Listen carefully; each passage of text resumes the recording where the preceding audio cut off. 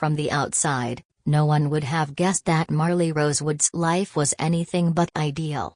She lived in a sprawling stone cottage nestled in the lush outskirts of Glendale Valley, a picturesque community with cobblestone streets and perfectly manicured hedges. Her father, Henry, was the director of a cutting-edge robotics firm, and her mother, Annabelle, was the perfect hostess, always smiling, always polished. Their home was filled with imported furniture, antique chandeliers, and shelves lined with awards and trophies. But inside that house, Marley often felt like a ghost.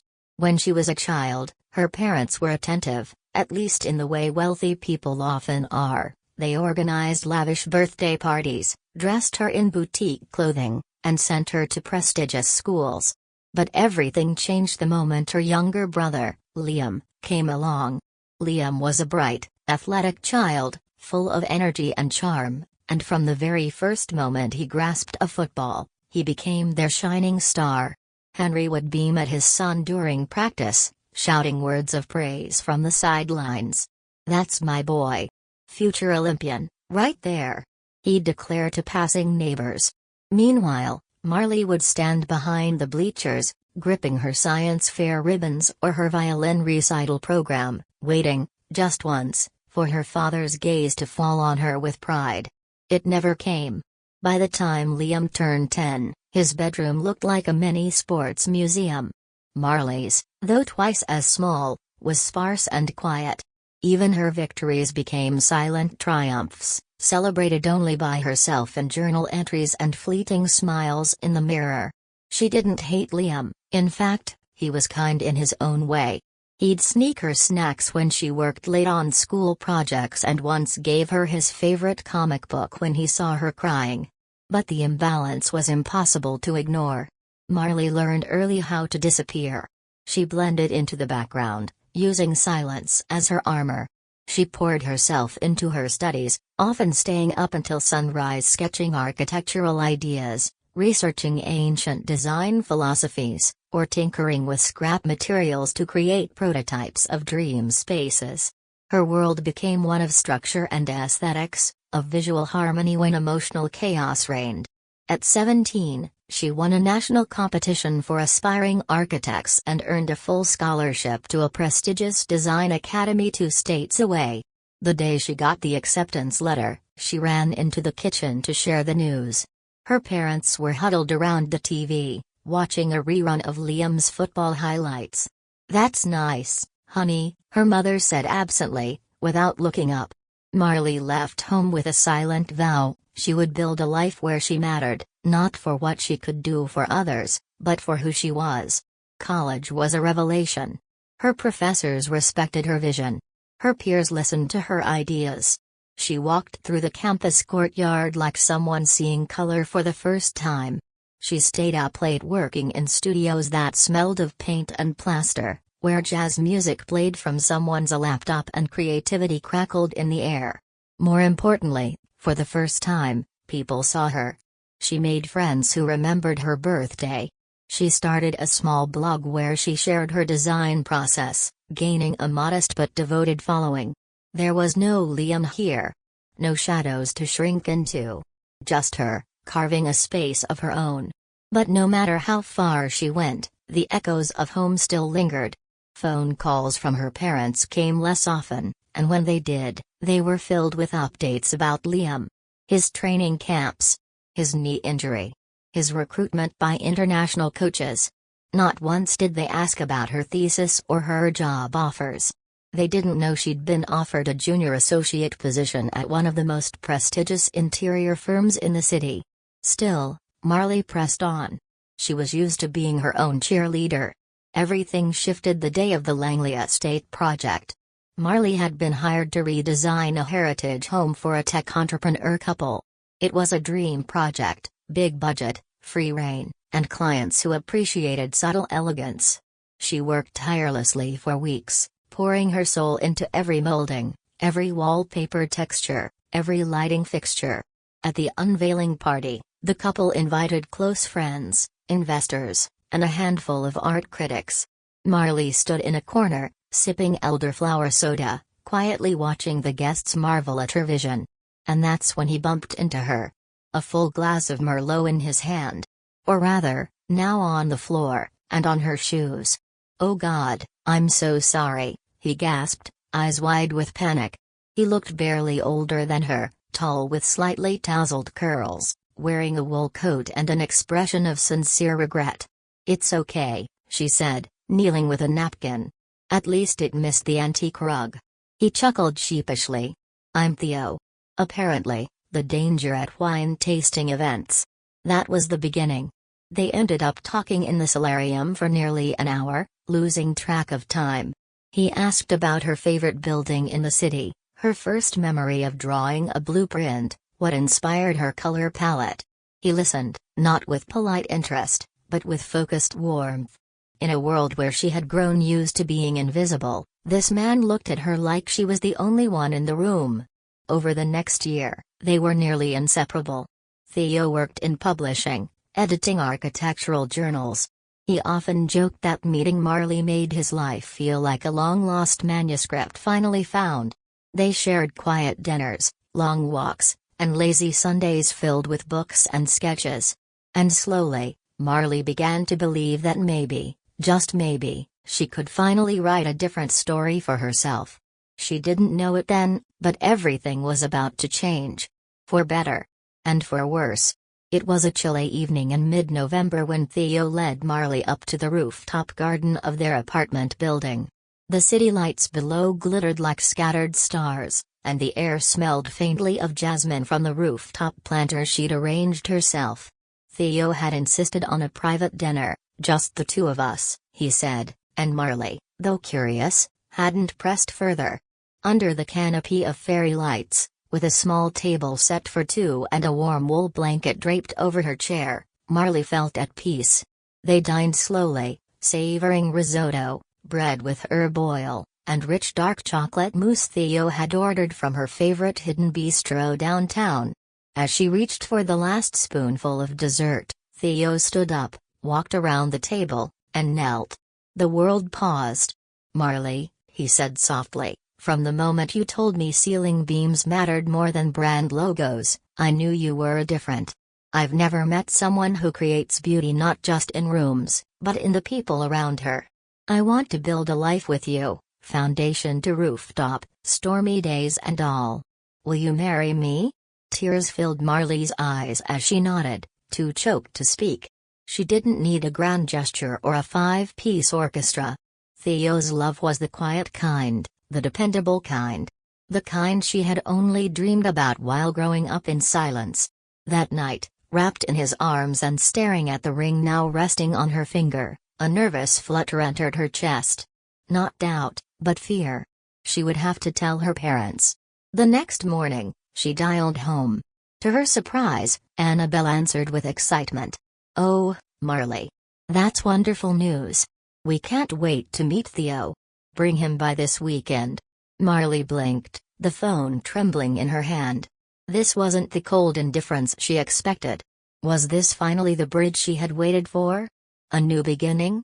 That Saturday, Marley and Theo made the 2-hour drive to Glendale Valley. As they pulled into the long stone driveway, she felt her stomach tighten. But to her astonishment, Henry greeted them at the door with a firm handshake and a rare smile.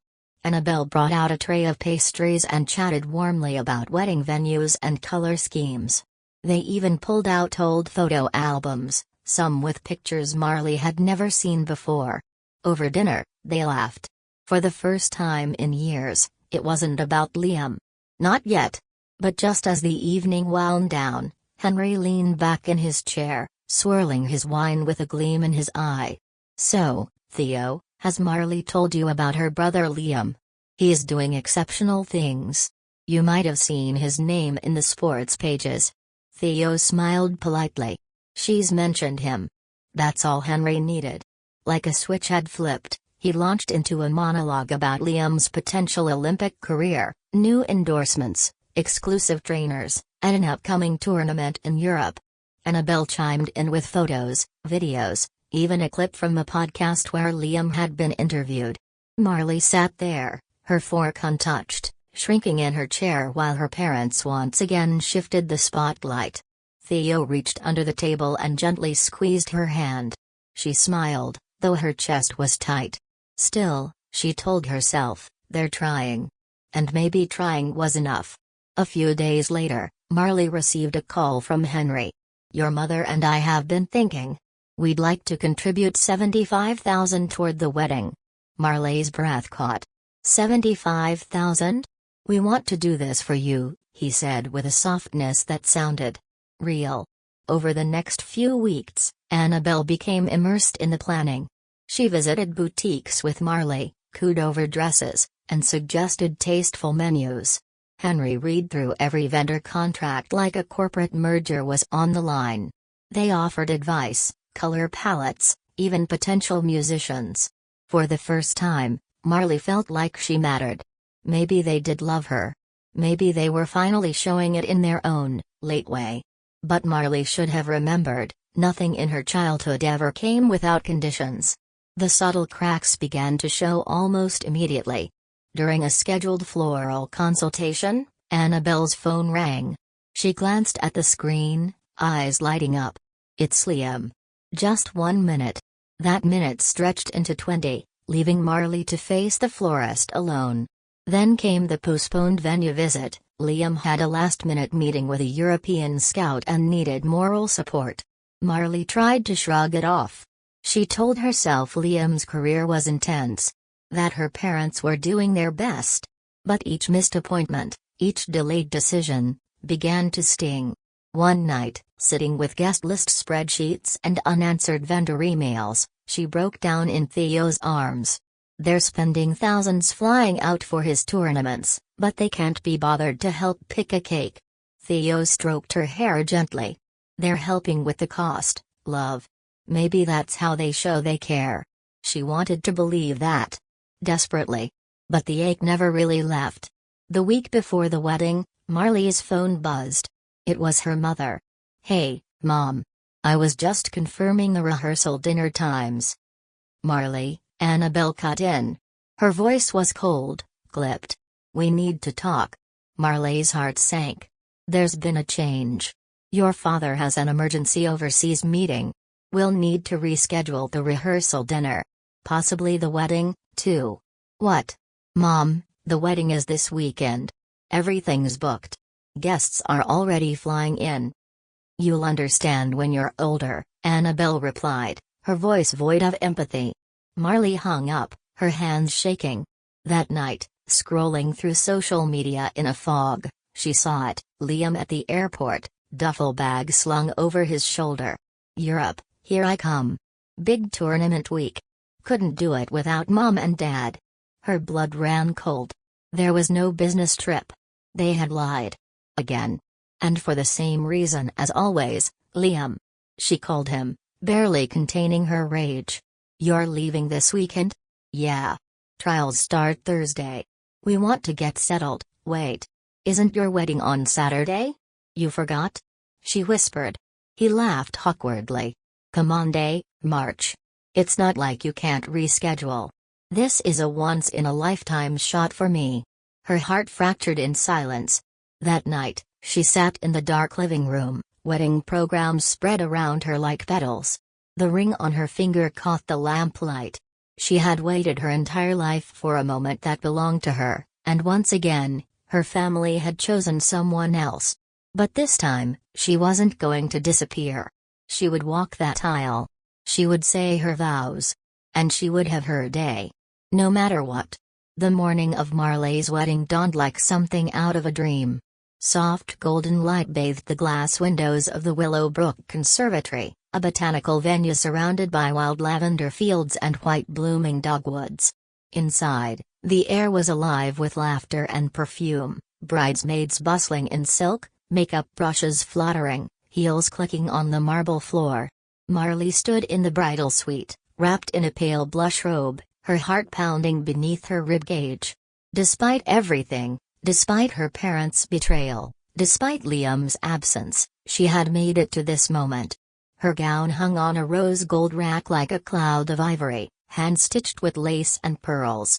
The bouquet she'd designed herself, an elegant cascade of cream peonies and dusty eucalyptus, waited on the table.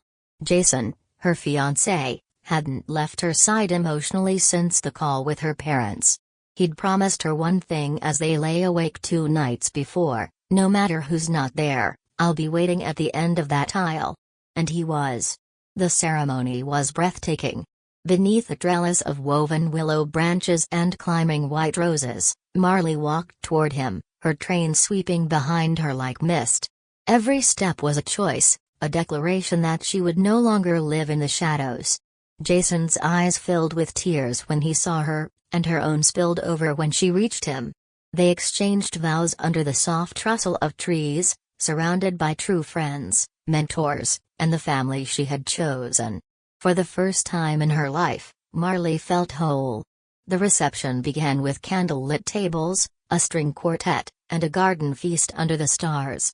Laughter filled the conservatory. Glasses clinked. Speeches were made. Marley and Jason danced their first dance to a soft acoustic melody, spinning slowly under a dome of twinkling lights. Then, everything changed. The main doors burst open with a loud clatter. Conversations fell into silence like dominoes. All heads turned. Standing at the threshold were Henry and Annabelle Rosewood. They were impeccably dressed, Annabelle in a deep emerald gown, Henry in a tailored charcoal suit, but their expressions were cold as granite.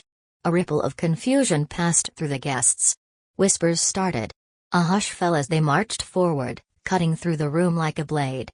Jason grabbed Marley's hand. "What the hell are they doing here?" he whispered. She couldn't answer. Her breath had left her. Henry's voice rang out over the room like a gavel. "Stop this farce right now." Gasps. Marley stood frozen. "Dad. What are you doing?" Annabelle stepped forward, her arms crossed tightly. "You still have time to walk away from this mistake, Marley." Jason stepped in front of his bride. "Enough. You weren't even invited. You made your choice." Henry's voice turned cold. "This wedding cost $75,000. And now you refuse to listen to us? That's not how family works." Jason glared. "You gave that money as a gift. You said it was out of love." Annabelle's voice sharpened like a knife. "Love is not entitlement. You spat on our name. You disrespected our priorities. Your brother needed us." Marley stepped forward, her voice shaking. "I asked for one day. One day that wasn't about Liam. And you couldn't even give me that." Henry's eyes narrowed. "You cancel this wedding now, or you return every cent. Today." The room was silent. Dozens of guests looked on, phones quietly lifted, recording. "I'm not canceling anything," Marley said firmly. "That money was never meant to control me. And it certainly wasn't meant to excuse what you've done." The moment snapped.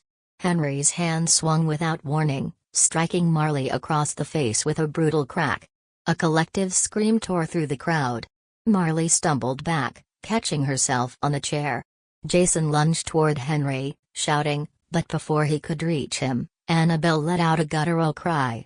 She grabbed one of the tall metal floral stands beside the dance floor, 6 feet tall, heavy, ornate, and swung it toward Marley. "No!" someone screamed. Marley didn't have time to duck. The stand smashed into the side of her head with a sickening clang. She crumpled to the ground, the world spinning into darkness. Guests shrieked. Plates shattered. Chaos erupted. Jason was on the ground in an instant, cradling Marley's bleeding head, yelling for help. "Call 911. She's hurt. My wife's been attacked, by her own parents." Phones were out. Dozens of people had captured the blow. Others crowded to offer towels, support. Blood seeped into Marley's veil, staining it crimson. Within minutes, flashing red and blue lights lit up the conservatory. Police stormed in. EMTs followed. Henry and Annabelle were immediately restrained, Henry raging, Annabelle glassy-eyed and silent. Witnesses pointed, shouted, cried. The officers took statements. Paramedics treated Marley as gently as they could, speaking softly, applying pressure to the wound. Jason rode in the ambulance with her, holding her hand as her consciousness flickered. "You're going to be okay," he whispered, voice cracking. "I'm right here. Always." In the sterile fluorescent light of the emergency room, Marley floated in and out of awareness. She could hear the echo of her mother's voice, the cold rage in her father's eyes, the taste of blood in her mouth. But more than that, she felt the weight of years crashing into a single truth: her parents hadn't just failed her. They had harmed her. Publicly. Violently. The next morning, with bandages on her head and painkillers dulling her senses, Marley turned to Jason in her hospital bed. "I'm pressing charges." His eyes widened. "Are you sure?" She nodded slowly. "I'm not doing it just for me. I'm doing it because they can't hurt me again. Or anyone else." It was time to end a cycle. Not with silence. But with justice. The hospital walls were painted in soft beige tones, likely chosen to calm the nerves of the sick and injured. But no color, no curtain, no warm cup of broth could numb the storm swirling inside Marley. She sat propped up on a stiff pillow, a bandage wrapped around the side of her head. Her face was swollen, lips cracked, and her heart, though still beating, felt like it had been shattered and stitched back together in haste. Jason had barely left her side. Every time she opened her eyes, he was there, brushing hair from her cheek, bringing her favorite peppermint tea, reading silently from the novel she kept tucked in her purse. But when she said she wanted to press charges, he didn't try to talk her out of it. He simply nodded, took her hand, and said, "We'll face them together." 2 days later, Marley was discharged. The painkillers numbed the sharp edges of her skull, but not the deeper bruises, those that had been building for 26 years. It was no longer just about the wedding. It was about every birthday her parents missed, every accomplishment they dismissed, every moment she stood invisible in a home filled with gold-framed pictures of Liam. Enough was enough. Jason contacted an attorney the following morning. Within days, Marley filed a formal police report.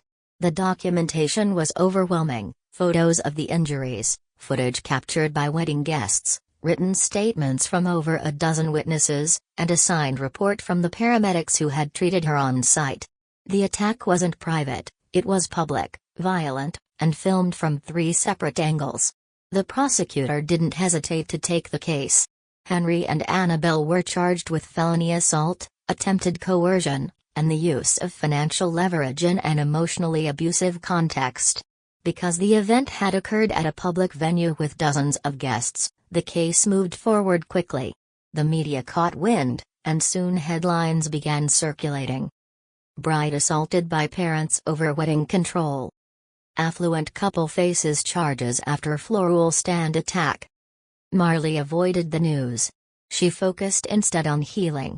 Therapy sessions. Journaling. Sketching. Long walks with Jason. Each day, her steps grew steadier, her breath deeper. The bruise faded, but the strength in her spine only grew. Then came the trial.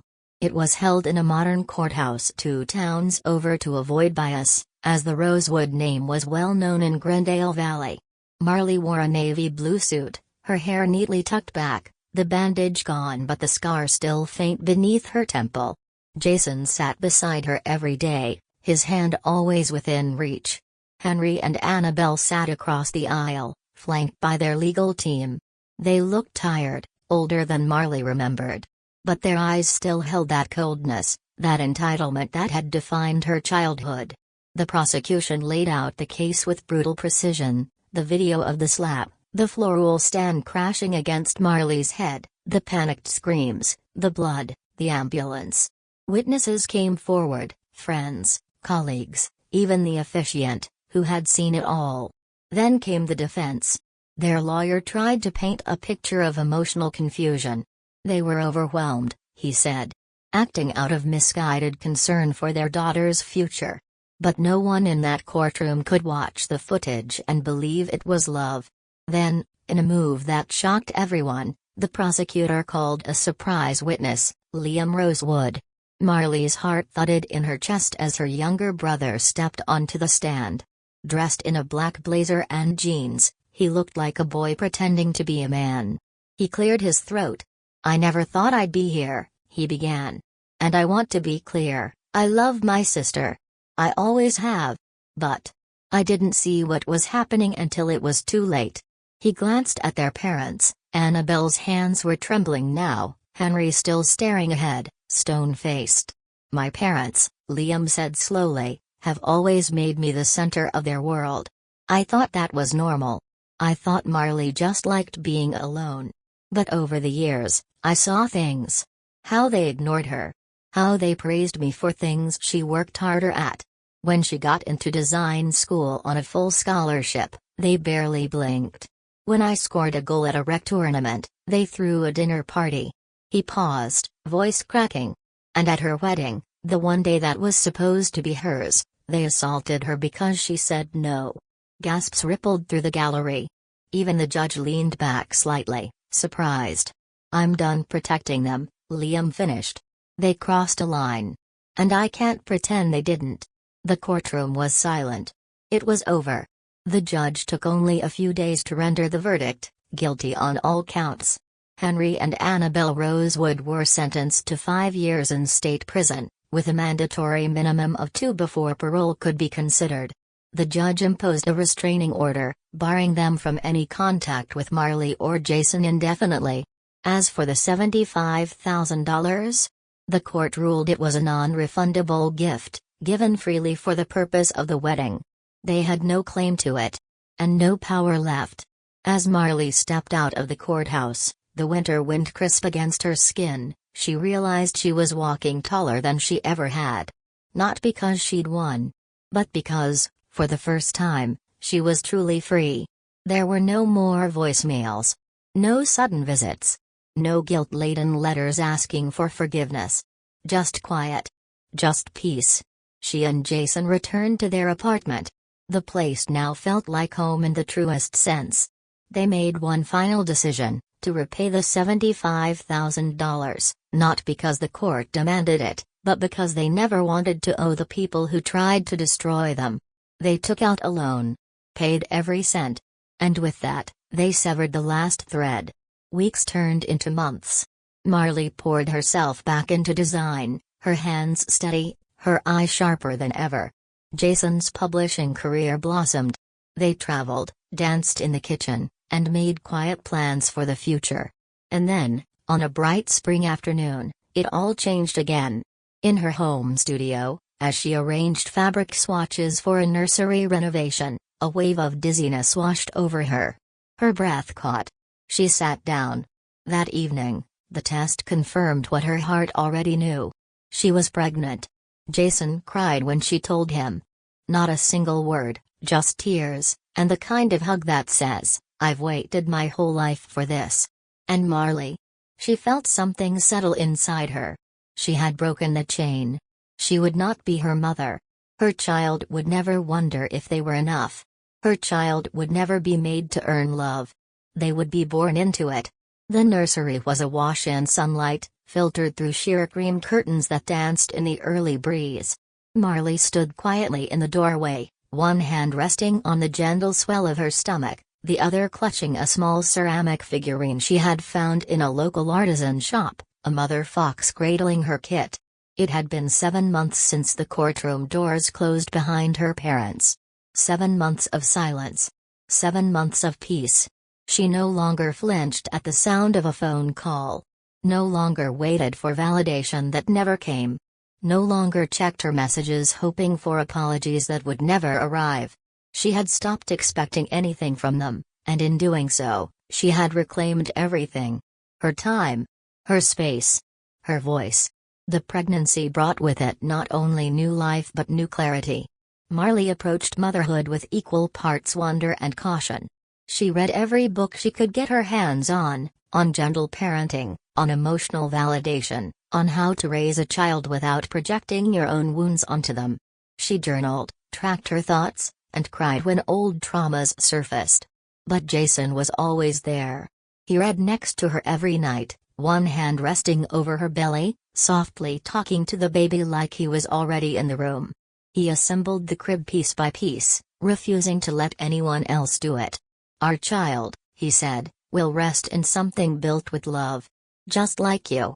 They filled the nursery slowly, hand-sewn blankets from friends, a bookshelf curated with stories from around the world, a rocking chair Marley refinished herself, sanding away the layers of old paint like she was sanding away the past. Some nights, they would sit in that chair together, lights dimmed, a gentle melody playing in the background, talking about who their child might become. Would he have Jason's calm? Marley's stubbornness? Would he love architecture? Music? Gardening? Would he grow up safe, knowing that love wasn't a reward but a right? Yes. Because Marley would make sure of it.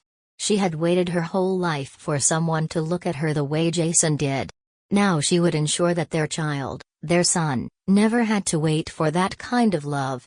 The day labor began was quiet, just like everything else in their new life. The sun was rising, the world still yawning awake. Marley stood in the kitchen, slicing a pear, when the first contraction rolled through her like thunder. It wasn't pain at first, just pressure and clarity, a tidal pull in her body that told her, it's time. Jason was ready. The bags were packed. The car warmed. The hospital only 20 minutes away, but every second in that car felt like a drumbeat counting down to forever. The delivery was long, grueling, but Marley didn't let go of Jason's hand for a single moment. Through every contraction, every breath, every scream, he was her anchor. And then, like a switch had been flipped, there was silence. Followed by a single cry. One perfect, beautiful sound. The nurse laid the baby on her chest, slick and squirming, tiny fingers gripping her thumb like it was a lifeline. "Welcome to the world, my little Eli," she whispered, tears spilling into her hairline. Jason kissed her temple. He's perfect? Just like his mom. Later that night, after the chaos had settled and Eli slept softly in the clear bassinet beside them, Marley stared at him in the low hospital light. His fingers twitched. His breath puffed in slow, fragile patterns. And in that moment, Marley made a vow. You will never have to fight to be seen. You won't have to earn our love. You won't be weighed against someone else. You will be exactly who you are, and that will be enough. You already are. The following months were filled with sleepless nights and joyful discoveries. Eli's first smile came as he lay swaddled in the same fox print blanket Marley had almost not bought. His eyes crinkled, and Marley felt something bloom in her chest that she couldn't name, some mix of awe and redemption. His first laugh came while Jason made shadow puppets against the nursery wall. His favorite sound was the crackle of leaves, and his favorite place was anywhere in his mother's arms.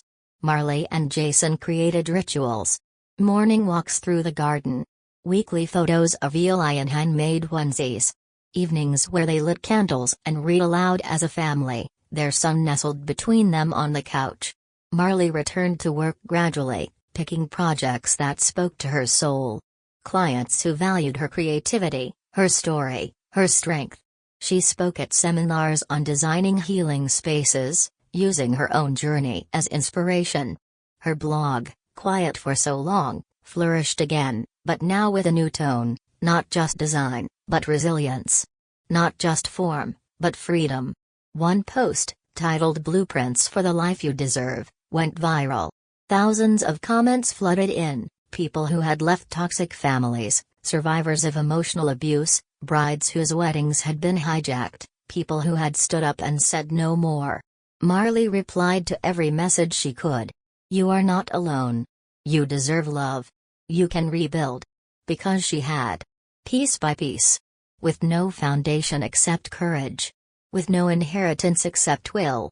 One evening, as golden hours spilled across the living room, Jason took a photo of Marley standing by the window with Eli in her arms. She didn't pose. She wasn't ready. But when he showed it to her, she gasped softly. She looked radiant. Not because of the light, but because of the peace in her eyes. The strength in her posture. The life she had built around her. This, she whispered, is the family I always dreamed of. Jason slipped his arms around her waist. And you made it real. Eli stirred in her arms, then sighed, his tiny face nuzzling into her shoulder. She pressed her lips to his forehead. You'll never have to wonder if you're loved, she whispered. Because you already are. Completely. Unconditionally. Forever.